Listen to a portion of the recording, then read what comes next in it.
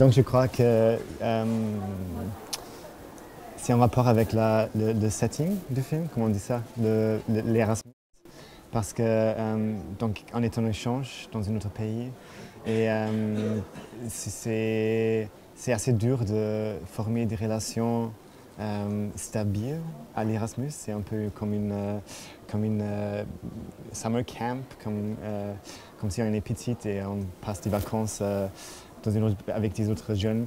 Et donc je pense que ça oui, c'est unique avec Erasmus pour beaucoup de gens c'est une temps très spécial et on forme des relations très pardon, très intenses. Pardon? Intenses, ouais, intenses. Mais après, il y a toujours la question ce que ça devient avec cette relation avec les amis qui va retourner dans ses propres pays. Et pour ça, le film, au fin du film, c'est un peu plus ouvert. Ouais.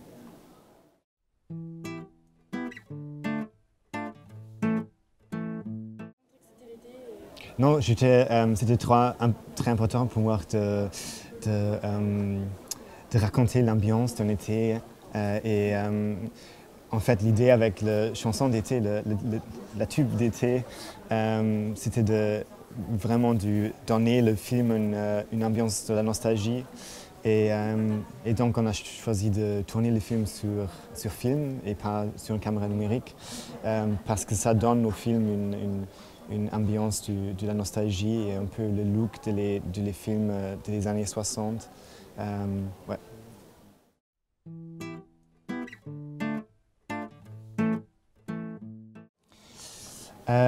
En fait, je pense que c'est un peu... l'idée, c'était un peu de raconter une comédie romantique à l'inverse, parce que ça commence avec la nudité et le sexe et l'intimité corporelle. Mais je pense qu'en ce moment-là, c'est en particulier en Erasmus, avec le truc que les gens vont retourner à ses propres pays, c'est plutôt difficile de parler de la vraie émotion. Et pour ça, ça commence avec le sexe et au fin, il y a une déclaration d'amour très pas trop claire. Ouais.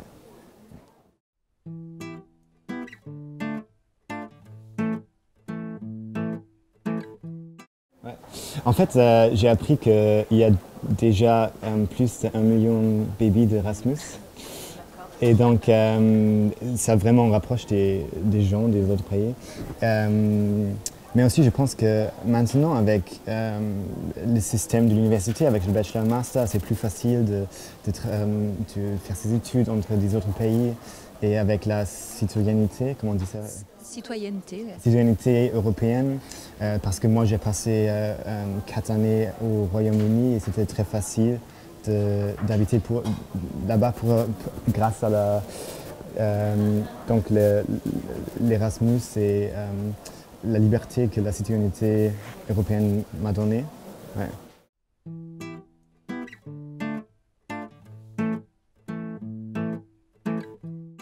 Donc, quand j'écris les scénarios, j'ai eu besoin dans les scénarios de Hitchcock, il y a le mot le MacGuffin.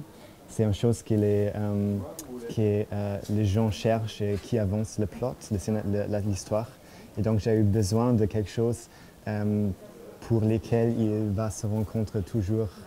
Et donc, c'était l'idée de sa bourse qu'il a laissée à...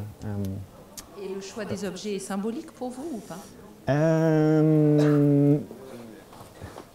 Non, pas trop. En fait, je n'ai pas pensé. Ça pourrait être aussi une mobile, comment on dit, un téléphone portable. Mais donc la bourse m'a donné... À la fin, c'est le téléphone portable. Oui, à la fin, c'est le téléphone portable. On est bien dans une histoire de communication et de rester en contact ou pas. Oui, mais juste pour la nécessité d'une comédie, la bourse m'a donné des opportunités de créer des scènes comédiques parce qu'elle n'a pas la façon de payer pour sa propre même. Et donc, ouais.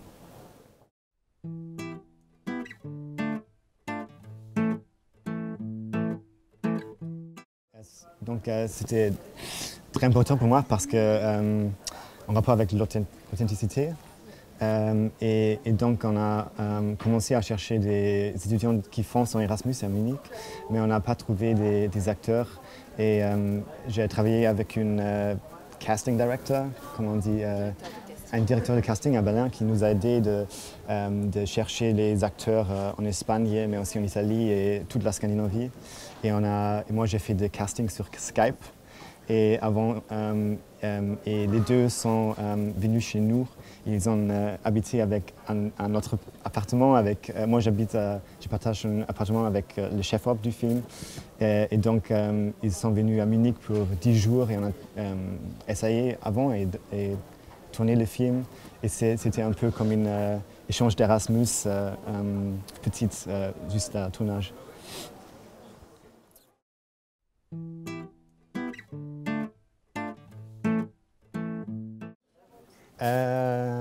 En fait, j'ai fait une autre comédie qui était un pilote, le premier épisode d'une sitcom.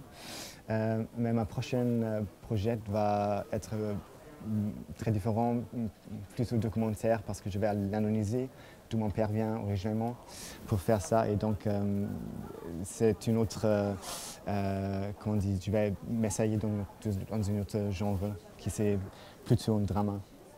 Ouais.